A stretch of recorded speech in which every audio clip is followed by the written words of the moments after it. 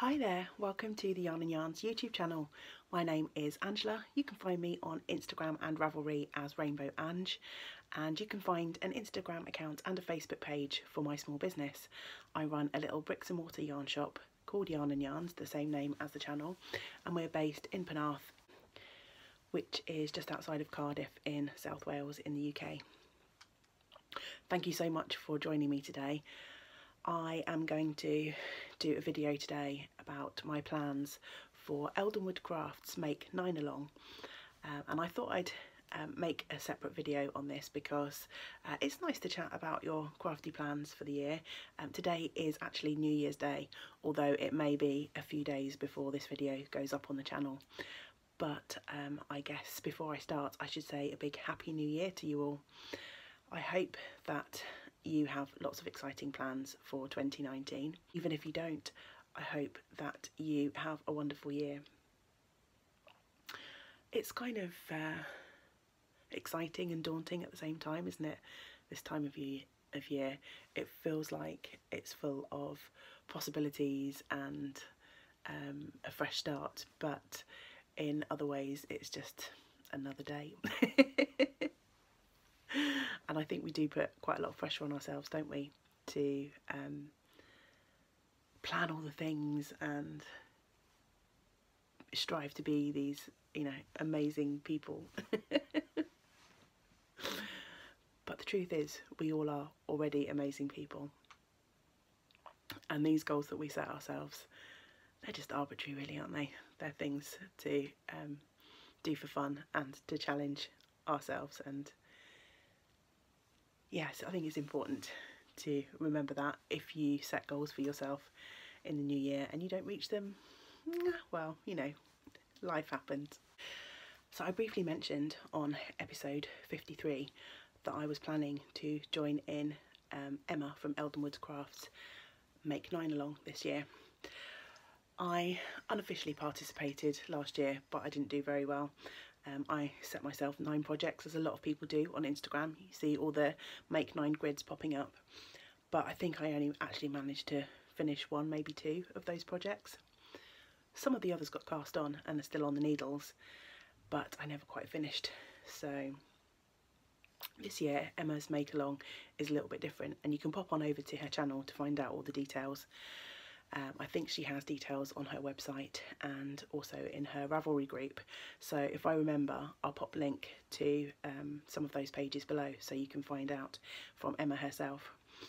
But the crux of it is that you can pick 9 things to try and achieve this year, so they can be quite broad, so 9 types of things or 9 techniques or a mix of those things. So I thought this was much more achievable for me because I do tend to, as I say, swerve from the goals that I set myself at the beginning of the year. So I have picked 9 things to try and achieve this year, and I thought I'd share those with you. So first, these, I've made a list of 9 things, but these won't necessarily be the order that I tackle these things in. But just for ease of me remembering to tell you about everything, I'm going to go through my list. The first thing on my list is I would like to crochet myself a blanket, and I purchased some lovely yarn back in November when I went to Yarnporium. I also took a trip to Loop in London, and I purchased some lovely Camel Rose yarn, which is 100% organic wool. And I picked myself out a whole bunch of colours, and if you're interested in finding out more, I will eventually have a project page on Ravelry, and you could also pop back and watch my Yarnporium vlog if you wanted to. I did quite a big roundup of the things that I purchased, including going through all of the colours that I picked out in this lovely Camel Rose yarn. And I have wanted to make myself a lovely wool blanket for ages. I have quite a few blankets scattered around the house. My Cozy Memories blanket, which is made from Stockyard scraps, obviously has a lot of wool in it, but aside from that, most of my other blankets are crocheted from acrylic yarns, which are lovely. They're easy to care for, but I decided I wanted to crochet myself a nice wool yarn. So my plan is to make the Babette blanket, which is a design by Kathy Merrick, and it's a very simple concept, and you've probably seen this kind of design before. This particular blanket's been around for a long time, but the idea is you crochet up a bunch of squares in different sizes and join them together. So that is my plan, using these lovely yarns from Camo Rose. So I'm excited to see how that comes to fruition. I'm fully expecting that to get a nice size blanket I may need to purchase some more of this yarn, but we'll see. I've got quite a nice bag full, but you never know with crochet. Sometimes it uses up a little bit more yarn than you anticipate. The Babette blanket pattern, I have a copy of it in Interweave Crochet. This is quite an old book, it's from spring 2006. So that is plan number 1 for my Make 9, crochet a blanket. 2 and 3, I would like to make myself 2 sweaters. It is very likely that I will end up finishing more sweaters than 2. I've actually got about 5 on the needles already. So I hope to work my way through some of those, and at least 2 of those are definitely at the stage where it's achievable. They'll be finished hopefully over the next month or 2. However, the rules for this make along are the projects must be started and finished within 2019.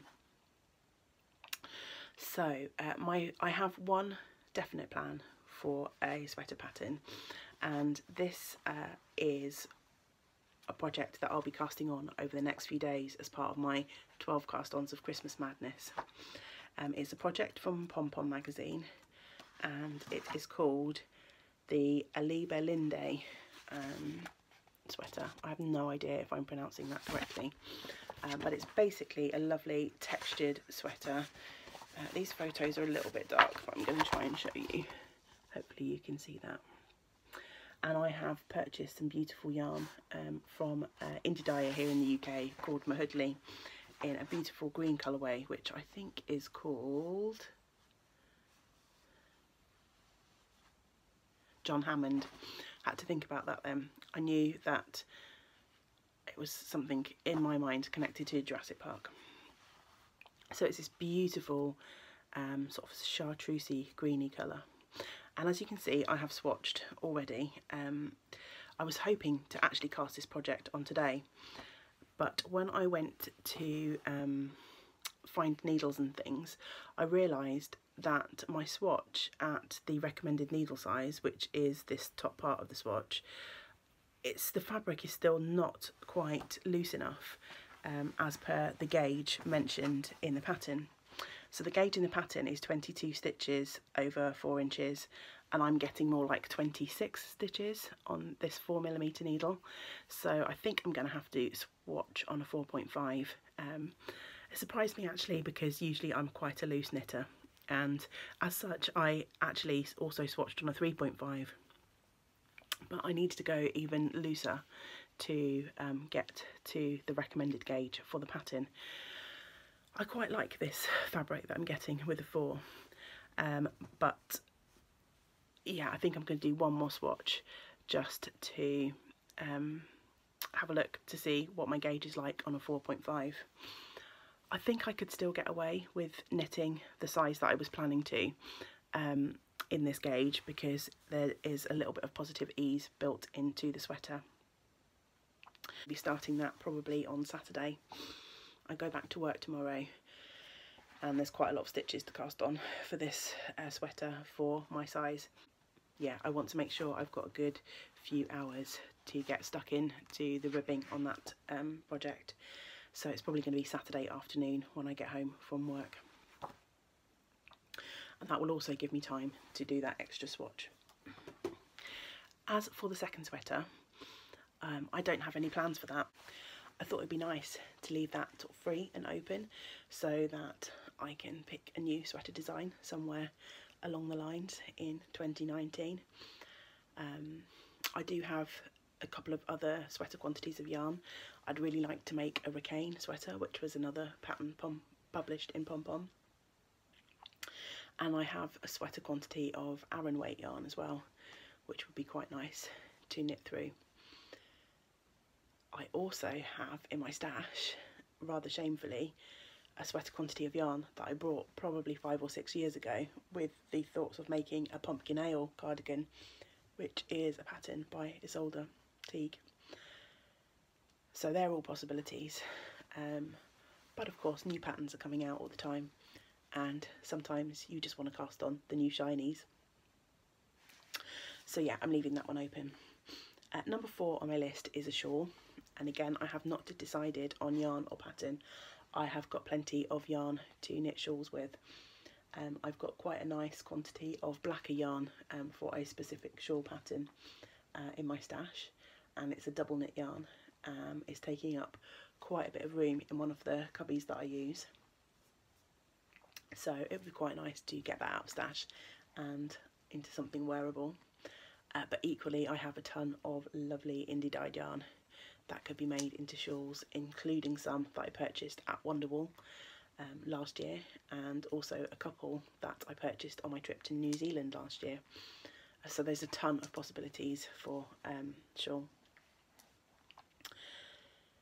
Number 5, I would like to make a pair of colourwork mitts. Lovely friend Gemma, who comes to one of the groups that we have in the shop, visited Latvia last year, and she very, very kindly brought me back a kit for knitting a pair of Latvian mitts. These are fairly complicated in that some of the rows have, I think, up to 4 colours, so this is going to be a real challenge, but I'm looking forward to this challenge, and this is going to go on the needles at some point soon, definitely this week, maybe even today. So that is that for the colourwork mitts. I would also like to knit myself a cable hat, and I think I'm going to get this one on the needles soon too, because Emma also has a warm hat along, or warm head along, I can't remember which. I'll try and pop a note down below, which is going on through January. She's hosting that in conjunction with someone else whose name also escapes me at the moment, completely unprepared, I do apologise. But again, I'll try and put the details below, and the idea is you knit a hat, or I think if you want to do child's hats, you maybe knit a couple of hats in the month of January. And I have had the want to cast on a cable hat for myself for a little while, and I actually have a lovely pattern in mind, and it's from one of the Rowan Knitting and Crochet magazines. This is magazine number 60. I think this is probably at least 2 years old, because I remember purchasing it when I was on a trip to London, and I picked this up along with the yarn for it when I went to Liberties in London. And the pattern is called the Barley Hat, and here it is. It's a design by Lisa Richardson, and I'm just going to have a dig around. I have picked out a lovely couple of skeins of Rowan felted tweed, and I think this colourway is called Ginger. It's colour 154. It does have a colourway name, but it's not on the ball band. And my newest coat, I tend to wear just sort of fleecy type coats rather than big winter coats, but my current coat is very similar to this colour. So I have had this yarn and this pattern in my stash for at least 2 years, so it's time to get this cast on. Oh, picking up this magazine though, again, this is Knitting and Crochet number 60. There are so many lovely projects in here. I really love it. I particularly love a project which is slightly crazy. It's called the Balfour skirt, and I would never wear a knitted skirt myself. I just don't really think that would look flattering on me. But it's also styled as a cowl. Look at that. And I think that is just gorgeous. If I'd ever get around to knitting it, I don't know. But there are lots of lovely colourwork projects from felted tweed in this issue, and I could quite easily and happily cast on lots of these. I love the jumper on the front too. So yeah, it's probably a dangerous thing having picked this copy of a magazine up again. There's that skirt look as an actual skirt. Isn't that gorgeous? I could never get away with that though.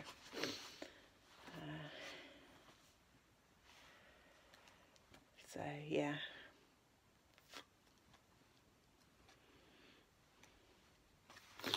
Anyway, stop looking at the magazine and get back to the point of this video. 7, I've decided, will be a spinning goal. I sadly have not managed to get either of the spinning wheels that I got last year up and running. Still, I'm aiming to. I think one may be a lost cause, but the other I just need to get to grips with. But in the meantime, I'd like to get back to drop spindling. So I have pulled out from my fibre stash. I'm ignoring anything I'm looking over there because my fibre stash is over there. I've got some lovely bats and complete braids, some of which were gifts that I'd love to get to, but I'd like to be proficient on my wheel to work through those. But I also have quantities of fibres that are quite small. So I'm going to apologise for the crinkling because there will be some. But like for instance, I've got a couple of these packets from Fondant Fibre of fuzzlings. This one is a fuzzling and this one is called the Taster Collection. I also have some beautiful fibre from Rosie's Fibre Adventures, who is a lovely friend of mine, who actually lives where I used to live, although we didn't know each other when I lived back in Wiltshire, which is a shame. I've got some Blueface Leicester, which I bought pre getting back into knitting. I was more, I would just say, crafting, if that makes any sense whatsoever. And I have got things for card making and embroidery, and I also have some things for wet felting and stuff like that. So I picked these up really for felting, but it does say on here suitable for felting and spinning. I have tried already spinning with one of these bumps and it wasn't the best spin, and I don't know if that was just because I was a beginner or if some of this is just felted too much. It's travelled quite a lot with me, and I didn't really know how to care for it when I first bought it. It could be that it was also felted in the dyeing process, but yeah, I'm going to have a go at spinning with those. And then I also have a bundle of fibre that I got from the Spinner's Stash when I purchased this gorgeous bottom whirl spindle. Again, this was from Yarnporium, so I'm definitely planning to spin this little bag onto this spindle. And then I also have this other pack, which I think was from Bakewell Hearts, which I bought when I bought my first drop spindle. So altogether, that comes to, I've weighed it all, 450 grams of fibre. So my goal is to spin through all of that in 2019, which I think should be achievable. I'm hoping to get back into my spin for 15 a day goal. However, apart from this spindle from the Spinner's Stash, all of my other spindles are occupied at the moment. So before I can really get to the majority of this, I need to get a couple of my spindles clear. So I will hopefully be spinning in total more than 450 grams of fibre, but my aim for this cowl is to get through all of those little bits and pieces, all those little samples, to add to my little stash of handspun yarn. And then I have 2 sewing projects for the last 2 of my goals for the Make 9. First of all, I would like to make the metamorphic dress, and I purchased fabric and cut out the pattern pieces for this probably towards the end of summer, maybe autumn of 2018, and just haven't had the confidence to cut the fabric and sew the dress. I am thinking that I might try and tackle this in January, because Zoe of Pins and Needles is also hosting a lovely make-along in January called the Newfangled Make-Along, and I have never attempted to make myself a garment before, sewing wise, so this could be a good entry for Zoe's Newfangled Make-Along. So yeah, for January I hope to therefore complete the Bali hat in this lovely felted tweed yarn, and perhaps the metamorphic dress. And then finally I would like to sew myself up a little quilt. I used to do a lot of quilt making before I rediscovered knitting and crochet, and ages ago I met up with a lovely friend of mine who is based in America. She lives in America,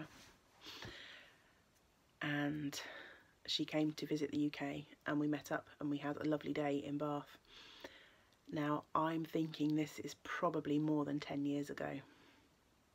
I'd have to look it up to be sure. But when she visited, she gifted me a bundle of fat quarters from another friend who is based or lives in the US, and I have always had in mind to make a beautiful quilt from this fat quarter bundle. Just something simple, and I have a couple of quilting books in my stash specifically for sort of very straightforward quilts. And at some point when we first moved here, I think, I actually washed and ironed all of these beautiful fabrics, and they have just been hanging over one of the radiators up here in the craft room, which rarely gets turned on, waiting to be used. So my plan is to actually cut into these beautiful, beautiful fabrics after, as I say, probably 10 plus years of having them just sat looking pretty, and actually make something with them. So they are my plans for the Make 9 Along. Probably isn't anything else for me to say for this video. I hope you have enjoyed following along and listening to me waffle on about some of the things that I plan to make. And I'd love to hear your plans for your making life for 2019. So please leave a comment below if you so choose, and let me know what you will be up to. I always find it inspiring to find out about other people's projects and the crafting that people are doing. So all that remains for me to say is thank you so much for watching. I hope that you are able to do some of the things that you love, and until next time, great big woolly hugs to you all. Bye for now.